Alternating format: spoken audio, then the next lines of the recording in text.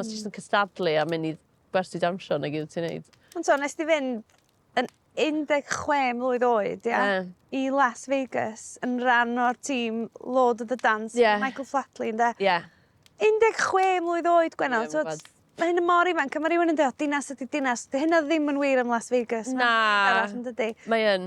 Be oedd yr amgylchiadau o gwmpas hynny? Wel, o'n i wedi cael... benderfynol i fynd? Ti'n be, o'n i, achos dwi'n meddwl, oedd y dawnsio wir di safio fi hwyd. O'n i ddim yn cael lot o wylan yn yr ysgol. Oedd dim bywyd cartre sefydlog dy fi. Oedd mam yn gweithio 3 job fel bod ni'n gallu dawnsio.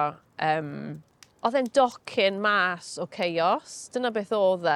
Ond y brif ran wedyn, a yn mor ifanc, a gymaint o bwysau arna chdi, Gwenno, achos ysdi drwy gyfnod, wel, ofnadwy mewn gwirionedd yn do, fo problemau bwyta, tra allan yna. So, be oedd yr amgylchiadau gwmpas hynny? Wel, oedd just oedd yr choreographer oedd hi jyst di cael ni ar y llwyfan ni'n dydd a jyst gweud pigo mas pwy oedd yn angen colli pwysau. Ac oedd pawb fel 16, 17.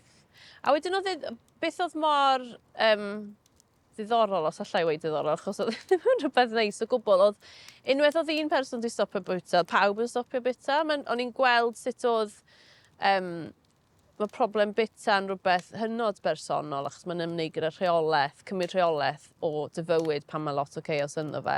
Ond mae hefyd amdan, mae rhywbeth reit heintus yn gymdeithasol amdano fe, achos dyna, ebyn y diwedd o fel hanner y trwp o ferched ddim yn bita yn rhywbeth.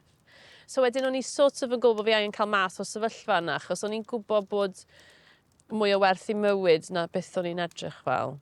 A jyst teimlo'n rhwystredig achos o'n i'n gwneud 2 sioe y dydd, 5-6 diwrnod yr wythnos, yr un peth drosodd y drosodd.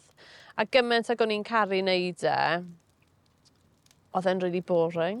Felly nes i penderfyniad wedyn a mynd, wel, dwi'n mynd i fynd a just symud i Lundain a dilyn yn rhwy'n a gweithio mas be dwi'n mynd i wneud nesaf a gweld os oes unrhyw eisiau gweithio dy fi yn unrhyw capacity. Ac cael profiad reit ddiddorol fyna.